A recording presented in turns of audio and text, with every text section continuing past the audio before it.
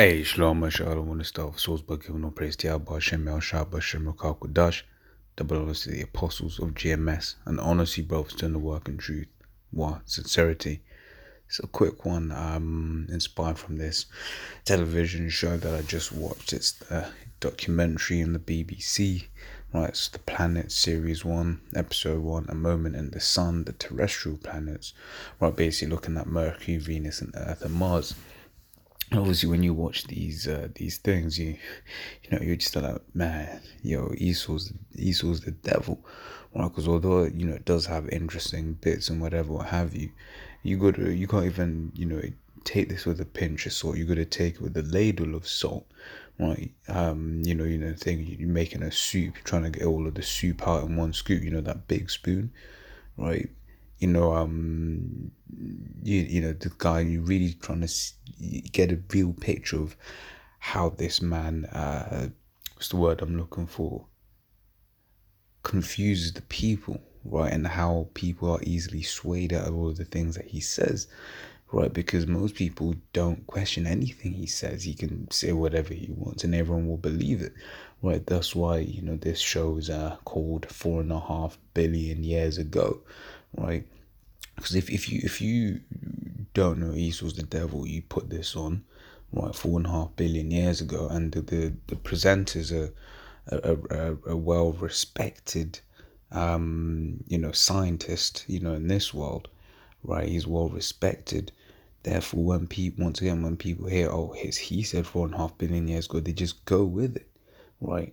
And so that's basically what this whole show is going to be about, right? Because ultimately, there are things this man can prove, right? But he's just going way off, right?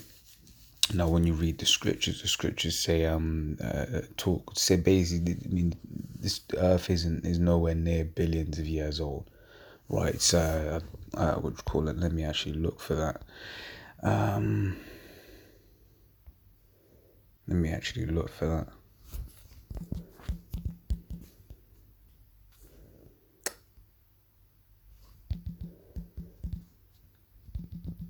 If you bear with me, I've not looked into this in a while.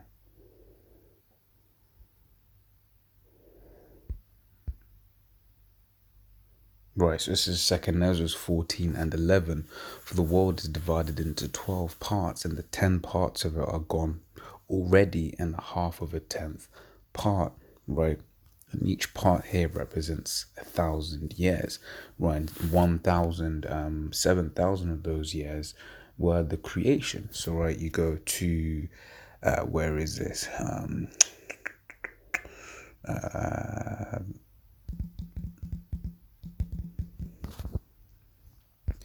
This is 2 Peter 3 and 8. It says, but beloved, be not ignorant of this one thing, that one day is with the Lord as 1,000 years, and 1,000 years is one day. So one day according to the Lord is 1,000 years.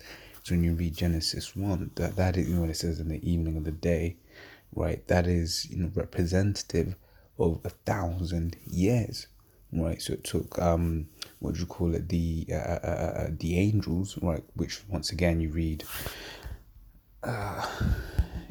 Genesis 1, because ultimately that's what all this, these science shows are aimed to do. They're aimed to discredit the Most High, right? They're aimed to make people believe on other stuff, right? I.e. Esau, right?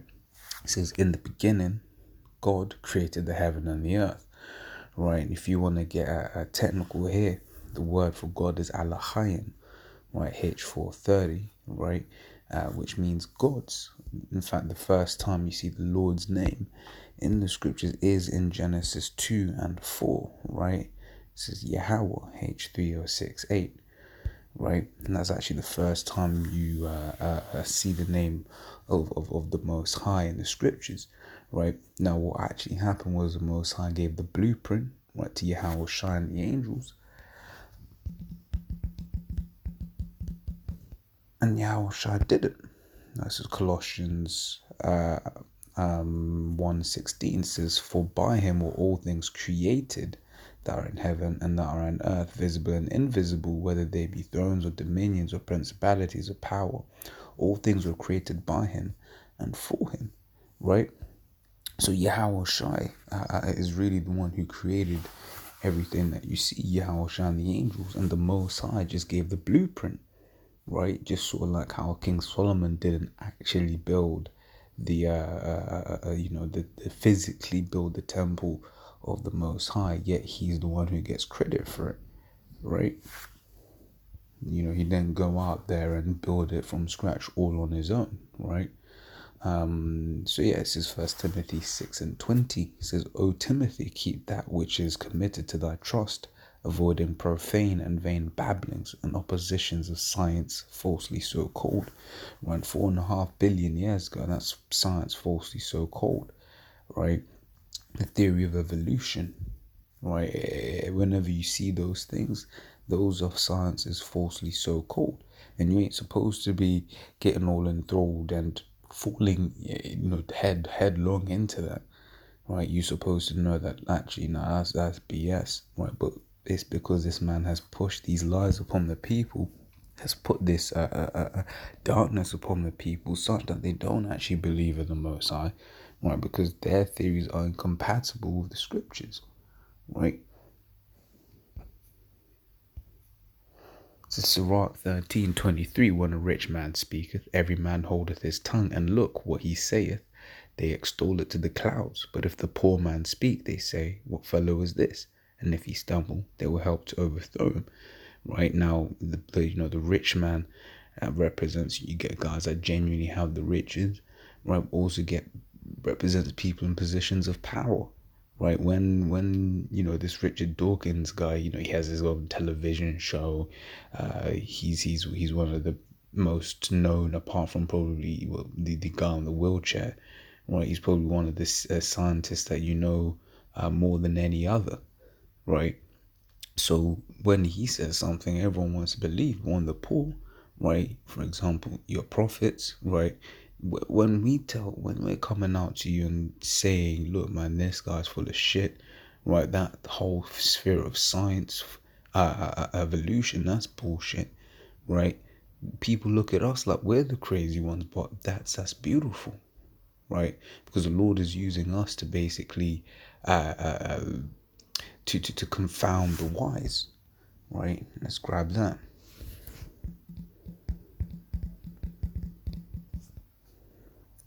This is 1 Corinthians 1, and thing is, it's all good. I'll start on 25. It says, because the foolishness of the Most High is wiser than men, and the weakness of the Most High is stronger than men. For ye see, you're called brethren, how that not many wise men after the flesh, right? After the flesh, not many mighty, not many noble are called, right? Because once again, when you have certain men of certain statures being called into this thing, right? Then people are going to start following because, oh, so-and-so said it. They ain't really going to be following because of faith, right?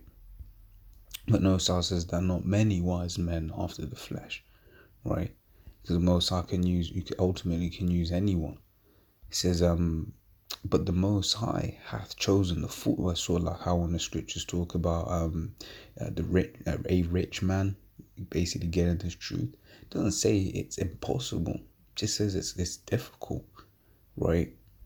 It says, but the Most High hath chosen and once again, just to expound on that point further, right? Because it's all an example of faith, right? It's all an example of faith. There will be, something that will happen, right? That will, that individual being in this truth, just like all of us, right, is an example to the world of faith, right? But I carry on. It says, but the Most High hath chosen the foolish things of the world to confound the wise. When in the eyes of the people, let's be honest, we're the foolish, right? We although we don't scriptures talk about pilgrims, right? We're not going around just being destitute or whatever, what have you, but in terms of this world, this particular world, we don't, in the eyes of people, have aspirations, right? We don't we spend our Saturdays, reading the Bible and all of that, right? We don't do the things that other people do, right? So in the eyes of the world, we're foolish, right? But we're not foolish, right? In the eyes of the Most High, we're righteous, we're treasured, right? It says, and the Most High hath chosen the weak things of the world to confound the things which are mighty, right? So the Lord is basically using the low to basically bring this place down, right? Spiritually, to send that vibration out there, that's slowly but surely bringing this place, helping to bring this place down, right? That message of, look, America's going to be destroyed, we're the real Israelites, bringing out the truth. And what is this man built on lies? And once again, 4.5 billion years ago, that's one of those lies that are specifically designed to take the people away from the belief of the Most High, right? And I have conversations at the workplace where people are speaking things like this, like, I don't want my children to be, have RE classes or whatever, what have you, as in religious education classes, or know about the scriptures or whatever, what have you, because, well, Jesus can't have walked on water. They call him Jesus. We know his name is Yahweh Shai. Jesus can't have walked on water. That's defies the laws of physics. Bullshit like that, right? It says, and the base things of the world and the things which are despised are man. You got the niggers and the spics, right? Telling, the great white man that he's going down. It says, have the Most High chosen, yea, and which were not any of those things, were Israelites, right? But scriptures talk about how in the curses we go and be a proverb and a byword, right? So had the Most High chosen, yea, and the things which are not, to bring to naught the things that are, right? That no flesh should glory in his presence, right? So I'll carry on. This is Job 13:14. It says, but ye are forgers of lies, ye are physicians of no value. And once again, 4.5 billion years ago, that's a lie. That ain't truth. Ain't no truth in it. It's just a number that's been plucked up from thin air based on a whole bunch of different wild theories. Yet, if you get asked, well, how was the world made? The Most High made it. You get laughed at. But that's simple. There's only one assumption there, which for men in the truth isn't an assumption, but there's only one assumption there, and that is that there is a Most High, right? Whereas them, they have to have like 100 or 200, I'm just throwing a figure out in the air, but they have to have an infinite number of assumptions to support all of their theories, right? And even when you watch this documentary, they're talking about how, what's weird about, Mercury? Mercury is actually not that hot. Venus is hotter than Mercury. Mercury has a composition of a planet which doesn't match where it is in the solar system. So we think that actually Mercury was behind Earth, but in front of behind Earth, but in front of Mars, but then got pushed by a collision towards where it is now in the solar system. And you're just there like, what are you talking about? You just have to ask yourself, where are you getting this from, right?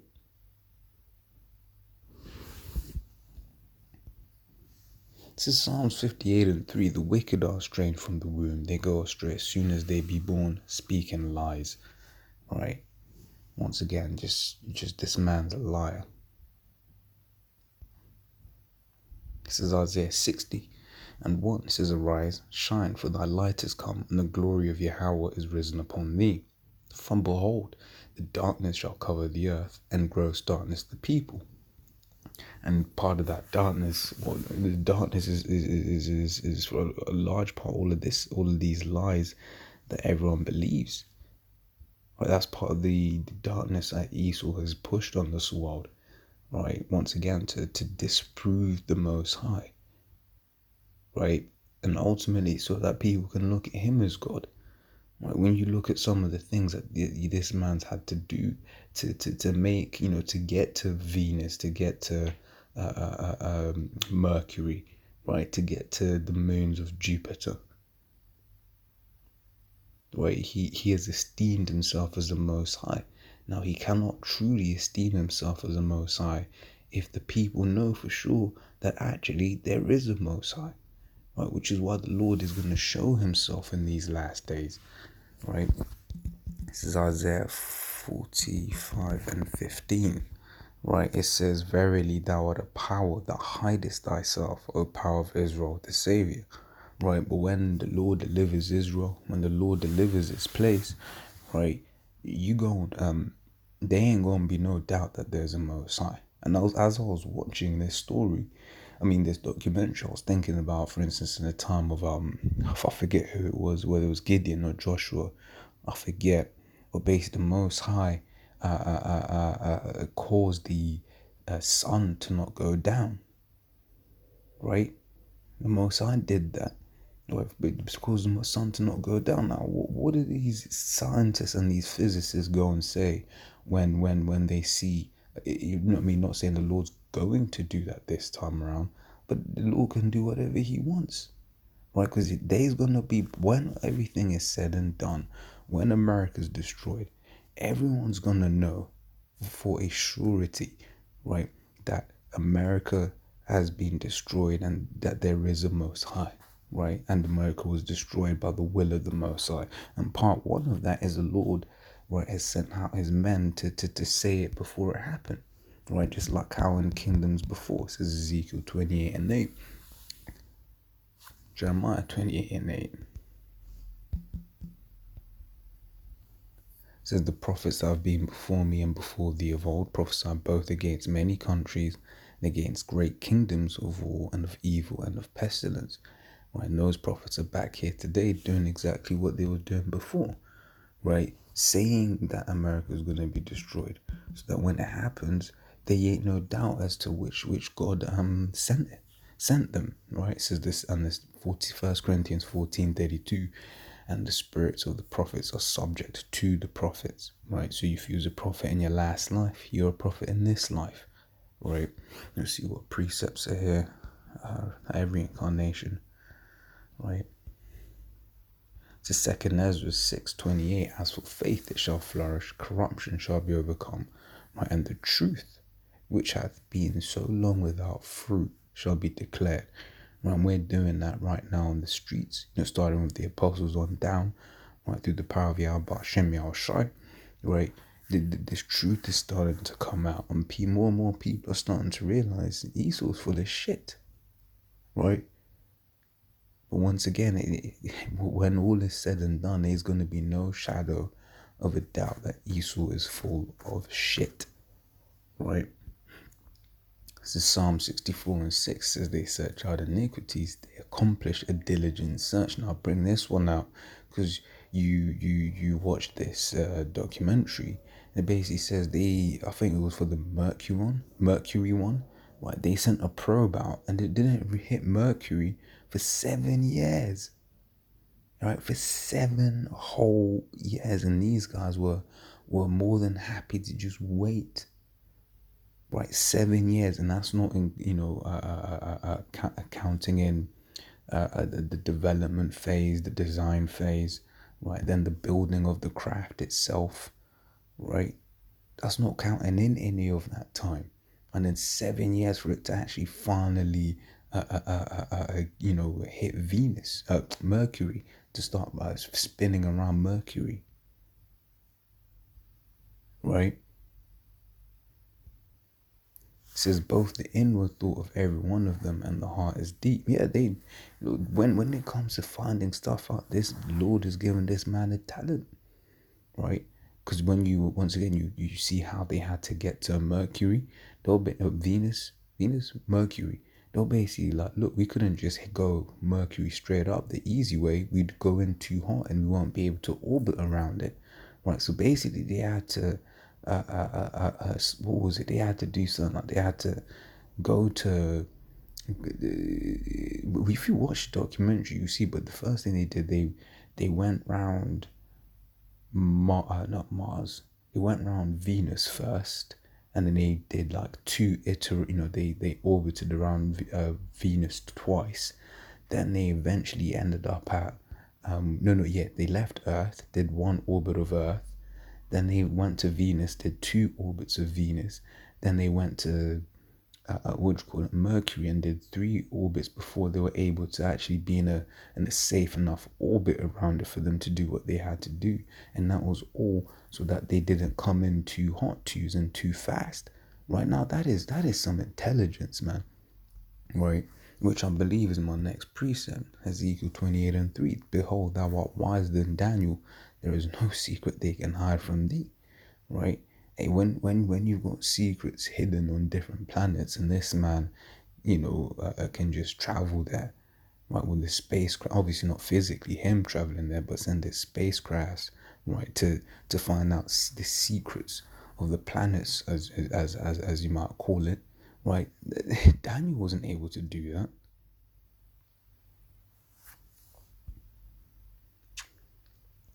This is Isaiah 66. Right, just and this is more on the topic of the importance of the earth, right? Because in this documentary, they're making it seem that the earth, this, that, and the other. Look, man, the Lord loves the earth, right? Which is why this story has been played out here, right? Before I forget, because I'm not actually loaded this one up.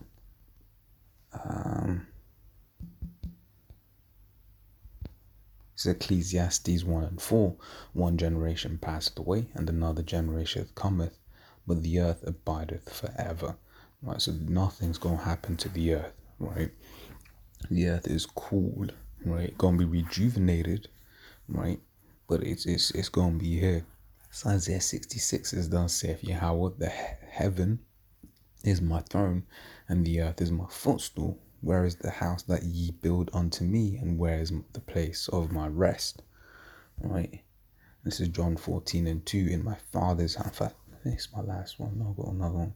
It's John 14:2. In my father's house are many mansions. If it were not so, I would have told you I go to prepare a place for you. Right. Now this is talking about all of these different planets. Right. The universe. The Lord has actually designed them such that we're going to be able to inhabit them in the kingdom. Right? We're going to have different bodies for one. We ain't going to need a spacesuit like how Esau need a spacesuit, right? You read 1 Corinthians, the 15th chapter, I think 1 Corinthians 15, right? But in one where it says, in a moment, in a twinkling of an eye, we shall all be changed, right? So we're going to get them new bodies in the kingdom, right? And our body's going to be better to be able to withstand, space, right? But we're going to live on these other planets, right? And that's what is being prepared, right? This is Isaiah 40:22, my last precept, right? It says, it is he that sitteth upon the circle of the earth, and the inhabitants thereof are as grasshoppers, that stretcheth out the heaven as a curtain, right? That's the universe, right? And spreadeth them out as a tent to dwell in. Right? So all of these different planets going to be dwelt in the kingdom, right? Whatever planet is that, there are infinite amounts. Esau's only looked so far, right? Which is a mockery, because Esau spent billions and trillions, even probably, certainly billions, trying to get into the get into space, right? But the Lord's just going to give us that power, right? So, hey, hopefully this was edifying. Until the next time, I'm going to say Shalom.